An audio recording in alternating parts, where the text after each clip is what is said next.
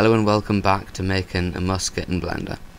In this episode, part 4, we will be unwrapping the musket and we'll have to make some slight changes to the model because we animated it first, which means we'll have to join some of the objects together and then separate them, but it'll all work out fine, don't worry. So hope you're looking forward to unwrapping the model. So we'll open Blender and we'll get started. Okay, now we'll start by hiding these bones because they'll just get in the way while we're unwrapping our model. Now because we made these parts here separate objects, we're going to need to join them in order to get their UV map into the same image. So if you just select them all with the shift and Control J will join them together. Now we'll take it into edit mode. You can see that they're all in the same object, which is what we wanted. You should always use edge selection mode for marking seams, because that's what seams are. And so I've just marked a seam there, which effectively means that the gun will get cut in half. And we'll move on to this part at the bottom of the gun. Now we'll just get that edge there, and that part goes inside the gun, and then mark that seam. That part will get cut in half as well. Now we're going to do the barrel. We'll cut that in half as well. And now this face inside, we'll need to select that and then mark the seam all around that.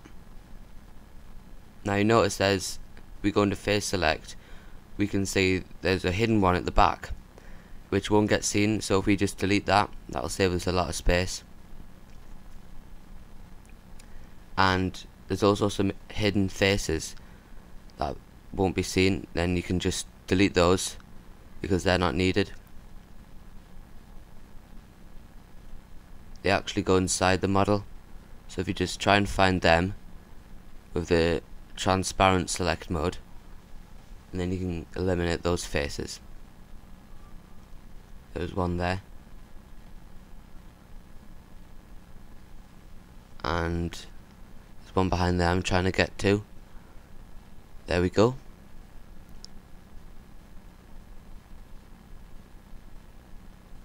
And I think that's all of those. Go back into edge select.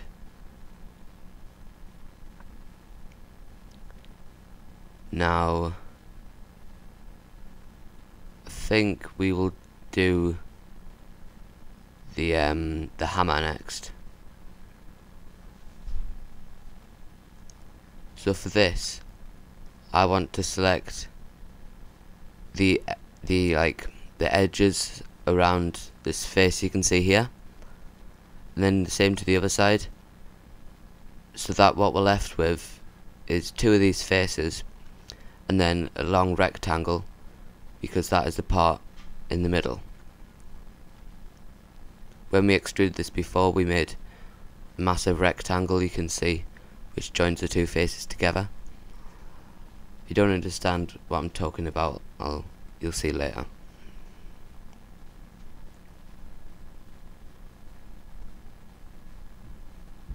And for this screw here, I think we'll just do a nice simple one by cutting that in half too.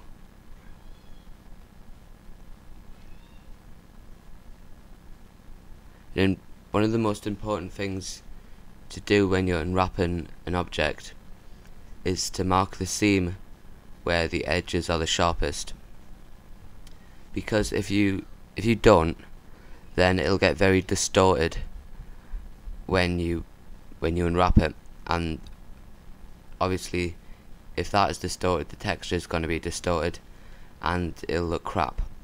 So you can see that's a 90-degree angle that I'm marking it here, and I think that is fairly obvious that we should mark the seam there. Though you saw that on the the barrel of the gun that it was quite smooth, so I could have marked it anywhere because obviously it's a cylinder and the edges are the same all around, so I just chose the middle for simplicity. Now if we move that back down, move that back into place, then we can start on the other one. This is called a frizzen. We're doing the same. We're choosing the edges on the faces. This one's a bit simpler, and you're just going to mark that seam there and do the same to the other side.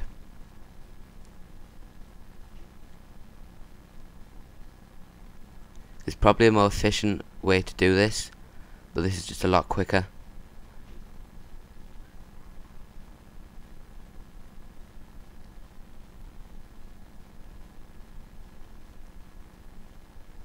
Now you see that we've marked the edges on both faces, but we are still left with this big rectangle in the middle, and that's a continuous loop, so if we don't mark a seam, that'll just go really weird. So we have to mark the seam there. I'll choose 2. That'll make us 2 rectangles. We just mark those seams,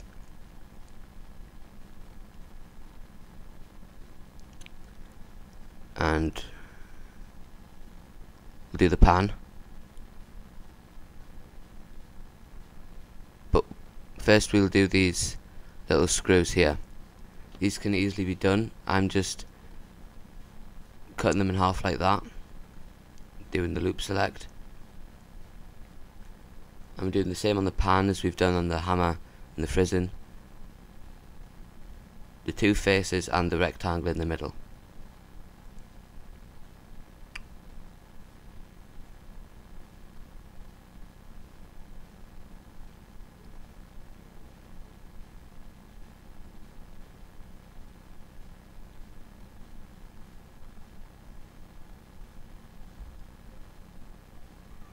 And then we'll choose that edge there.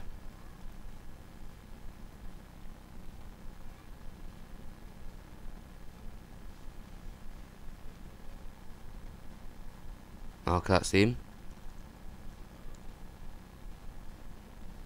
And we'll choose that edge down there, just so we can get the rectangles roughly the same length. I think we'll move on to this metal plate here.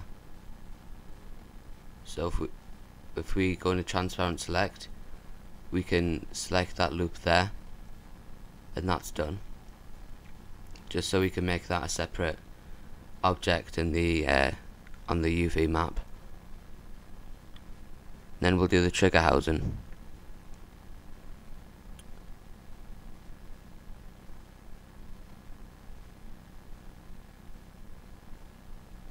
And I'm doing exactly the same here. I'm just selecting both the sides,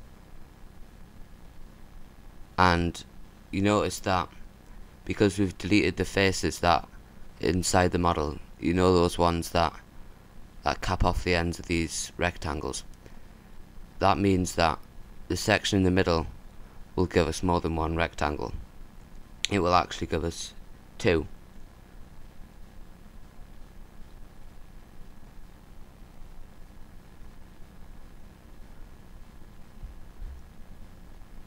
And I think, just to make sure, we will mark the seams all around the ends here.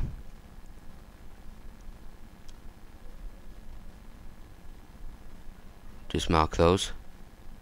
Actually, we'll be left with 3, won't we, because we've got the 2 rectangles in the middle and the long one on the outside. So that will actually give us 3. Now we'll move on to the trigger.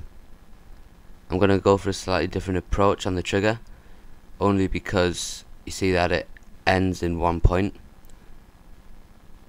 I think we can actually make this into one object. We can do that easily, because if we leave one section, one edge that isn't marked as a seam, that'll mean it joins together nicely. So I'm going to leave that long edge there, and you'll see why. Now if we mark that seam,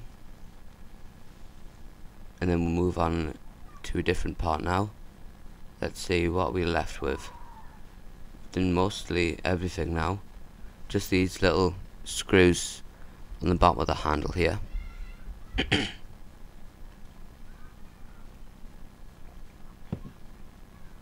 Same as before.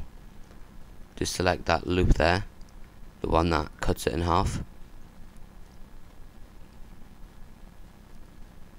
And yeah, we'll move that back into place. And that should be everything. Let's just test it out now. See if we've got a good UV map. Nice and simple, just you unwrap. And this is what it gives us. Now you can see that next to the hammer there you've got those two long rectangles. They're the parts in the middle I was talking about. And obviously these parts at the bottom are the gun housing. Ooh, there's a little error there. I think I forgot to mark a seam or something. I'll just go back here and check out. Yeah, if you're a keen watcher, you'd have seen that I forgot to mark that seam there, right there.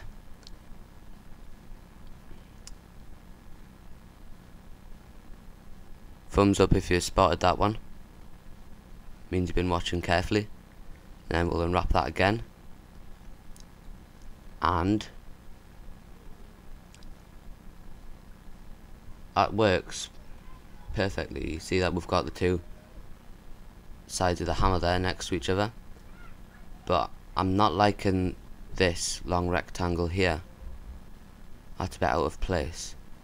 Now if we just locate that, see if we can find that whereabouts. And if we select a mesh on the left here, it appears on the right, and we can see that that belongs to the hammer. And that's because I forgot to mark the seam at the top here. Another mistake. Right, let's see. Yeah, that's fixed it. You can see in orange the parts that belong to the hammer now. And that is all good. Fairly sure you can identify which parts belong to which. That's because we unwrapped it well. Now, if you can see at the bottom here, these two sides of the gun aren't the same size, which is bad. We want them the same size because they're going to be next to each other, because they'll join up in the model. And if the textures are different resolutions, because obviously the UV map for one of them is smaller, which means the resolution will be lower, you'll see that there'll be a horrible seam in the middle of the gun where the higher resolution texture meets with the lower resolution texture. Just a tiny bit, but it's still noticeable. So if we just move everything and give it some space to resize up, and if we get it to the same size, that will eliminate that problem with the two different resolutions clashing with each other if you want. If you just zoom in, try and get them as close as possible. And that will sort out any problems there. Alright, I think that's pretty much done. I think there's some room to make these a bit bigger. Remember what I said about not wasting pixels.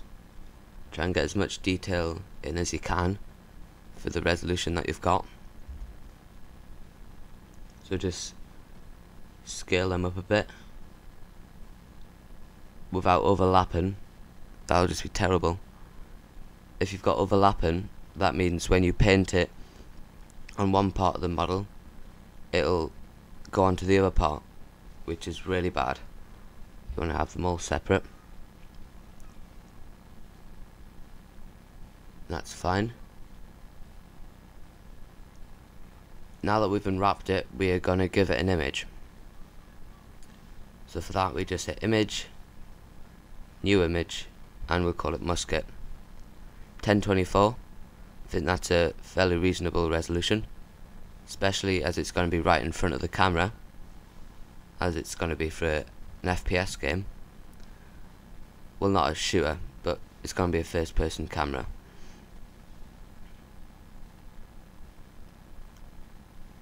Now, if you're fairly good at Blender, you'll notice that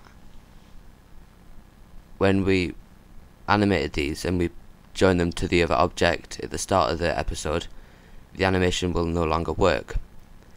So to make these separate objects, just select them and hit P, and that will make them a separate object. Because if they're the same object, the armatures won't have parented to them, and you can see now, if we play the animation, that it will not work. See?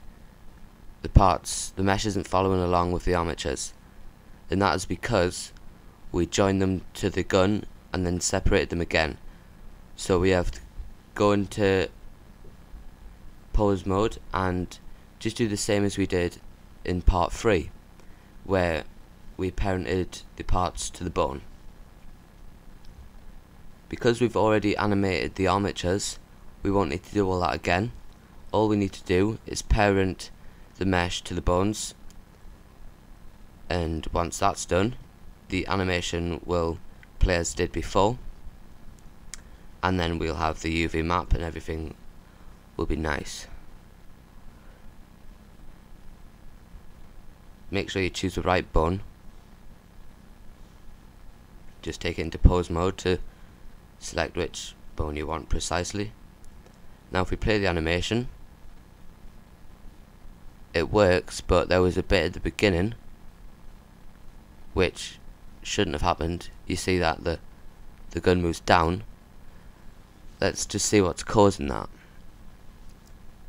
Now if we go frame by frame, we can see where it happens, and that is the position where the trigger is moving, so it's got something to do with the trigger.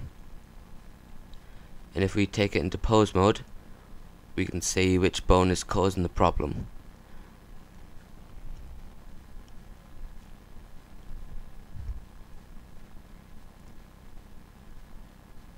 And it's not this one.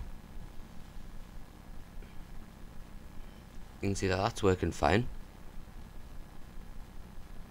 So it's nothing to do with the hammer. Let's try the trigger. That's it. You can see the problem there. It's the trigger. Now what we need to do to get rid of this problem is clear the parent between the gun and the armature. So as if you were parenting it, you shift select the armature, but instead of hitting Control P, you hit Alt P and hit clear parent. That removes the parenting between the gun and the armature, which means it won't move. And then to fix that, we will choose the proper mesh, which is the trigger, parent that, and we'll need to reparent the gun to the right armature, which is this one. Okay, so now that's fixed, we just play it and it works perfectly. Just as before, the animation is going as it should. We'll test out the control bone, and yeah, you can see that it moves the whole gun round and the animation is still working.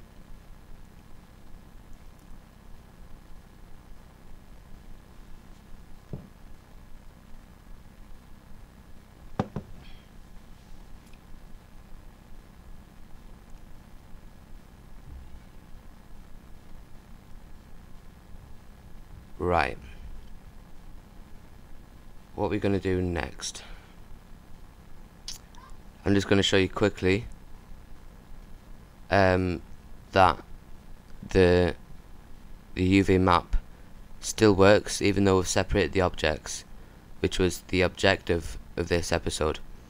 So if we select the gun, you can see that the UV map is fine there. We can select the hammer, and that is in the place it should be. And we select the prison, and that is on the same UV map as we can see there. And the trigger, that is working as well. So the reason why we did that is because we needed all the objects on the same UV map, yet have them as separate objects so the animation would still play.